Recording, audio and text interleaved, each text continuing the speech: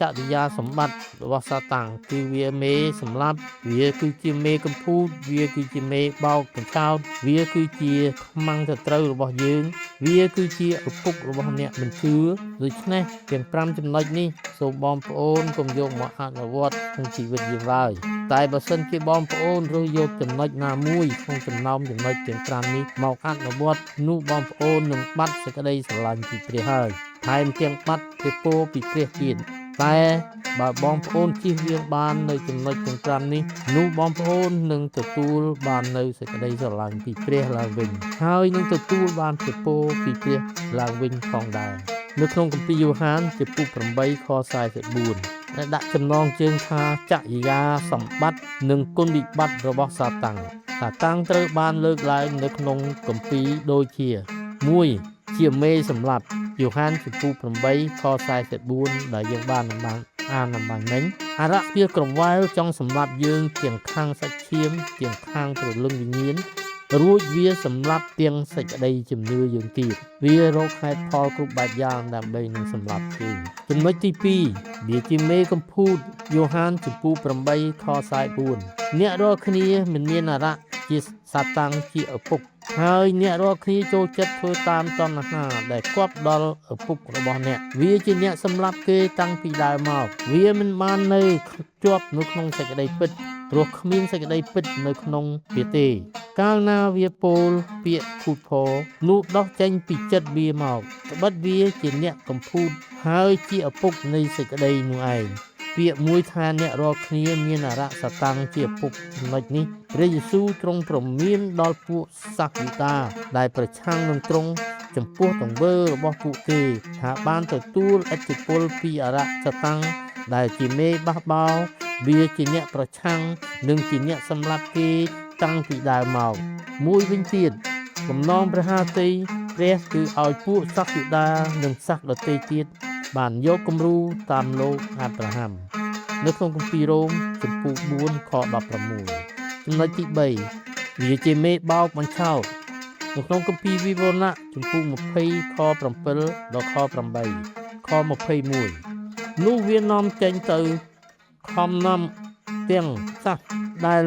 នៅផែនដីទាំង4ទិសឲ្យវង្វេងគឺទាំងសាសកុកសាសមាកុកដើម្បីនឹងប្រមូលគេមកច្បាំងចំនួនគេដូចជាខ្សាច់នៃសមុទ្រនិងសាសមកុកដើម្បីនៅក្នុងខ9នោះគេក៏ឡើងទៅពេញពាសលើផែនដីទាំងឡាយពាត់ទីដំឡើងត្រសាលរបស់ពួកបរិសុទ្ធហើយនឹងទីក្រុងសួនគ្នាដែរតែមានភ្លើងធ្លាក់ពីលើមេឃមកអំពីព្រះកញ្ឆេះគេអស់ទៅនៅក្នុងខ8នេះនិយាយអំពីសាសមកុកគឺជានិមិត្តរូបនៃសាសនៃជាតិសាសផងទាំងឡាយដែលនៅក្នុងលោកីនេះគឺពួកទាំងនេះហើយរួមគ្នាប្រឆាំងនឹងព្រះតែនៅថ្ងៃចុងបំផុតគឺត្រូវទទួលរងនៅការកាត់ទោសរបស់ព្រះដោយសារភ្លើងអស់កាលជានិច្ចចំណុចទី4វាជាខ្មាំងសត្រូវរបស់យើងនៅក្នុងគម្ពីរពេត្រុសទី1ចំពោះ5ខ8ចូលឲ្យដឹងខ្លួនហើយចាំយាមចោះព្រោះអរៈដែលជាខ្មាំងសត្រូវរបស់អ្នករាល់គ្នាវាតែងតែដើរក្រវ៉ែទាំងក្រហឹមដូចជាសឹងដើម្បីនឹងរងអ្នកណាដែលវានឹងប្របាក់លេបបានពាក្យថាចាំយាមគឺជាពាក្យត្រៀមជានិច្ចនេះគឺជាភារកិច្ចដែលគ្រីស្ទបរិស័ទត្រូវប្រកាន់យកឲ្យបានខ្ជាប់ខ្ជួនជានិច្ចប្រុងប្រៀបជានិច្ចរហូតដល់ពេលវេលាដែលព្រះទ្រង់យាងមកក្នុងគម្ពីរកូរិនថូសទី2ចំពោះ4ខ4ពីយ៉ូហានទី1ចំពោះ3ខ8រីឯល្បិចកលរបស់វាមួយទៀតគឺវាលបួងកូនព្រះឲ្យចេះលបួងកូនព្រះដូចគ្នាសូមមេត្តាប្រុងប្រយ័ត្នពេលខ្លះវាផ្សេងពាក្យសម្ដីរបស់យើងទៅបំភ្លៃបង្ខំបង្ខូចមូលបង្កាច់ធ្វើយ៉ាងណាដើម្បីបង្ខូចព្រះនាមព្រះចំណុចទី5ឥឡូវយើងនិយាយពីនគរអាណាចក្ររបស់សាតាំងតើនគរវានៅឯណាគឺនគររបស់វានៅលើផែនដីនេះ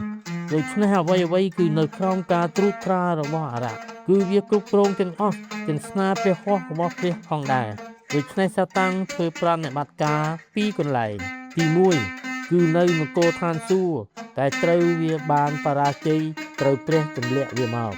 2វាធ្វើប្រតិបត្តិការនៅលើផែនដីនេះវាធ្វើឲ្យមានការយល់ច្រឡំថាចក្រវាលឬលោកីត្រូវបានគ្រប់គ្រងដោយសាតាំង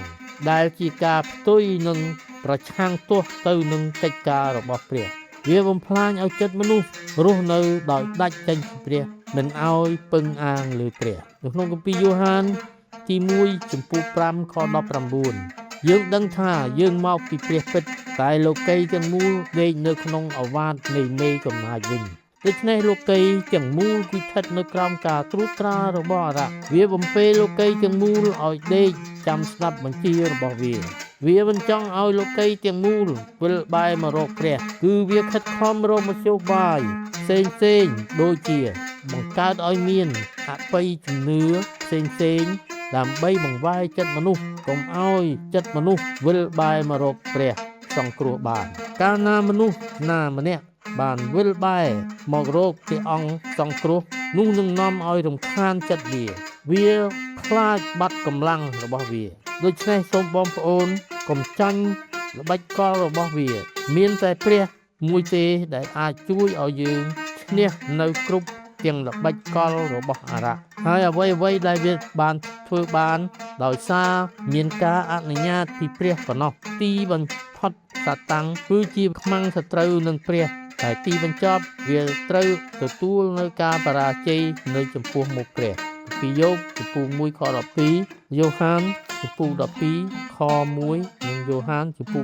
16សរុបសេចក្តីមកចរិយាសម្បត្តិរបស់សាតាំងគឺវាមេសម្លាប់វាគឺជាមេកំពូតវាគឺជាមេបោកកញ្ឆោតវាគឺជាខ្មាំងសត្រូវរបស់យើងវាគឺជាឪពុករបស់អ្នកមិនជឿដូច្នេះទាំង5ចំណុចនេះសូមបងប្អូនកុំយកមកអនុវត្តក្នុងជីវិតយើងឡើយតែបើសិនជាបងប្អូនរើសយកចំណុចណាមួយក្នុងចំណោមចំណុចទាំង5នេះមកអនុវត្តនោះបងប្អូននឹងបាត់សេចក្តីស្រឡាញ់ពីព្រះហើយថែមទាំងបាត់ព្រះពរពីព្រះទៀតតែបើបងប្អូនជៀសវាងបាននៅចំណុចទាំង5នេះនោះបងប្អូននឹងទទួលបាននៅសេចក្តីស្រឡាញ់ពីព្រះឡើងវិញហើយនឹងទទួលបានព្រះពរពីព្រះឡើងវិញផងដែរអាមែនសូមព្រះប្រទានពរ